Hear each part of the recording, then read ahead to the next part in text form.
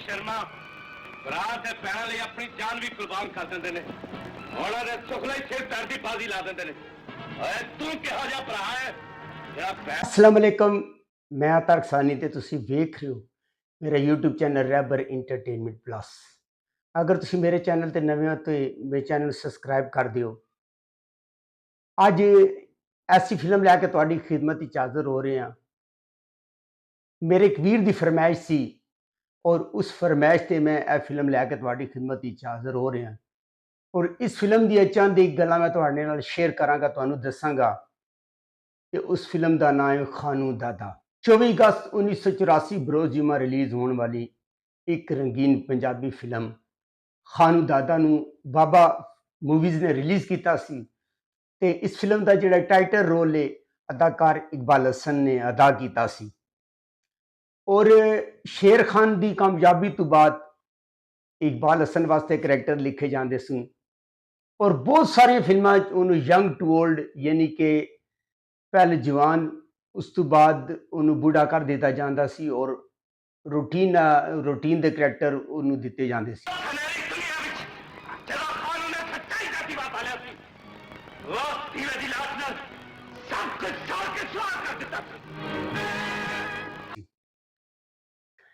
इस फिल्म का कारण इकबाल हसन अज अपनी भैन के शगना का जेवर इकबाल हसन ने इस फिल्म के अंदर खानू दादा का मेन रोल अदा किया है और वो एक होटल का मालिक होता है और एक शरीफ इंसान होता है। मुमताज ने इस फिल्म के अंदर रंगीले की धी का किरदार अदा किया है और वह भी कोई खास काम नहीं है, आम रूटीन वाला जोड़ा तुम पता है हीरोइना का काम होता है, एक दो गाने किए वह भी कोई खास काम नहीं है। मुमताज का इस फिल्म में नाम रूबी होता है और रूबी जी होंगी है वह जाजी की क्लास फैलो होंगी है और रंगीले की धी होंगी है। अली जाज ना कोलियां च खुर मार अली जाज ने इस फिल्म के अंदर जाजी का किरदार अदा किया है और जाजी जिहड़ा होंदा है वो एक गरीब होंदा है और पिंड विचों शहर पढ़ने वास्ते आंदा है और पूरी फिल्म के अंदर एक मनी आर्डर का इंतजार करता है ताकि अपने कॉलेज की फीस से जिहड़े होर बाकी अखराजात हैं वो अदा कर सके। एक रूटीन का करैक्टर सी हर फिल्म में तुसीं वेख्या होना कि हीरो आंदा है, उहदे कोल किराया नहीं होंदा, मकान का किराया नहीं होंदा या जिस होटल ते वो खाना पीना करदा है उहदे कोल पैसे नहीं होंदे। इस किस्म का किरदार सी अली जाज का। नाजली ने इस फिल्म के अंदर एक तवाइफ का किरदार अदा किया है और उसका जिहड़ा पेयर है वह नन्ने दे नाल बुलाया गया है। नन्ना फिर जो मैं करांगा और सह के विखाई। नन्ने ने इस फिल्म के अंदर शरफू का किरदार अदा किया है, उसका नाम शराफत होंदा है और वह खानू दादा का विछड़ा है पुत्र होंदा है। असलम परवेज ने इस फिल्म के अंदर एक जज का किरदार अदा किया है और एक छोटी जी इंट्री है असलम परवेज की। जगी मलक हौसला कर खानू, हौसला कर रब। जगी मलक ने इस फिल्म के अंदर खानू दादा के दोस्त का किरदार अदा किया है जिहड़ा उहदे बच्चे नूं शराफत नूं उहदे जेल जाण तो बाद पालदा वे।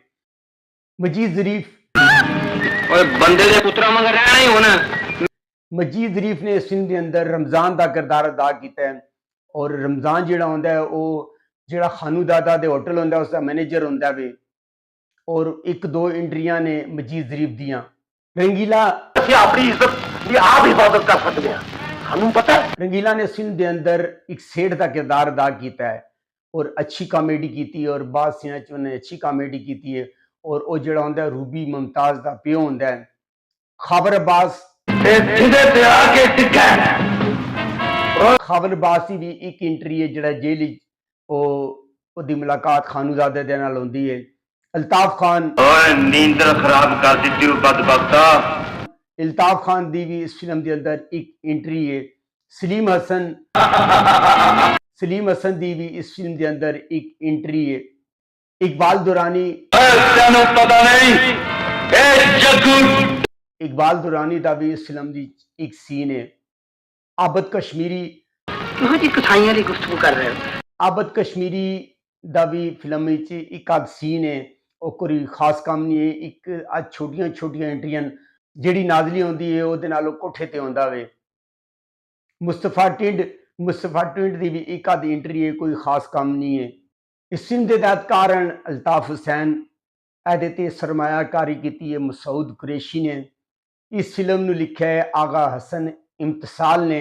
ਇਹਦਾ ਮਿਊਜ਼ਿਕ ਦਿੱਤਾ ਹੈ ਨਜ਼ੀਰ ਅਲੀ ਨੇ। ਗੁਲੂਕਾਰਾ ਨੂਰ ਜਹਾਨ, ਨਾਇਦ ਅਖਤਰ। ਇਸ ਫਿਲਮ ਦੇ ਸ਼ਾਇਰ ਹਨ ਹਜ਼ੀ ਕਾਦਰੀ, ਵਾਰਿਸ ਲੁधियानवी। ਇਸ ਫਿਲਮ ਦੇ ਕੈਮਰਾਮੈਨ ਹਨ परवेज खान। ਔਰ ਇਸ ਫਿਲਮ ਦੀਆਂ ਚੰਦ ਦੀ ਗੱਲਾਂ ਮੈਂ ਤੁਹਾਨੂੰ ਦੱਸਾਂਗਾ ਕਿ ਜੈਸਾ ਕਿ ਮੈਂ ਤੁਹਾਨੂੰ ਪਹਿਲੇ ਦੱਸਿਆ ਕਿ ਹਰ ਫਿਲਮ ਦੇ ਅੰਦਰ ਸ਼ੇਰ ਖਾਨ ਦੀ ਕਾਮਯਾਬੀ ਤੋਂ ਬਾਅਦ ਹਰ ਫਿਲਮ ਦੇ ਅੰਦਰ ਇਕਬਾਲ ਹਸਨ ਨੂੰ ਸ਼ੇਰ ਖਾਨ ਬਣਾਉਣੇ ਦੀ ਨਾਕਾਮ ਕੋਸ਼ਿਸ਼ ਕੀਤੀ ਗਈ ਹੈ।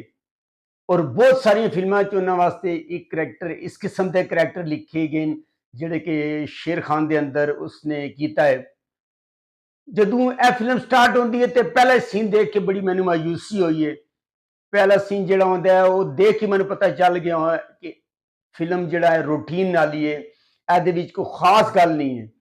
ਇੱਕ ਔਰਤ ਆਦੀ ਖਾਨੂ ਦਾਦਾ ਕੋਲ, ਖਾਨੂ ਦਾਦਾ ਜਿਹੜਾ ਹੁੰਦਾ ਆਪਣੇ ਪੁੱਤਰ ਦੇ ਕੋਲ ਔਰ ਬੀਵੀ ਦੇ ਕੋਲ ਖੜਾ ਹੁੰਦਾ ਹੈ ਔਰ ਆ ਕੇ ਖਾਨੂ ਦਾਦਾ ਨੂੰ ਕਹਿੰਦੀ ਹੈ ਕਿ ਉਹਦਾ ਪੁੱਤਰ ਜਿਹੜਾ ਉਹਦੀ ਧੀ ਜਾਂ ਜਿਹੜਾ ਜੇਜ਼ ਹੁੰਦਾ ਹੈ, ਉਹਨੇ ਉਸਦੀ ਜੇਜ਼ ਵਾਸਤੇ ਕੁਝ ਚੀਜ਼ਾਂ ਜ਼ੇਵਰ ਜਿਹੜਾ ਸੀ ਉਹ ਬਣਾ ਕੇ ਰੱਖਿਆ ਹੋਇਆ ਸੀ ਤੇ ਉਹਦਾ ਪੁੱਤਰ ਜਿਹੜਾ ਜਵਾਰੀ ਹੈ ਉਹ ਲੈ ਕੇ ਚਲਾ ਗਿਆ ਔਰ ਜਾ ਕੇ ਉਹ ਜੂਏ 'ਚ ਉਹ ਹਾਰ ਕੇ ਆ ਜਾਏਗਾ।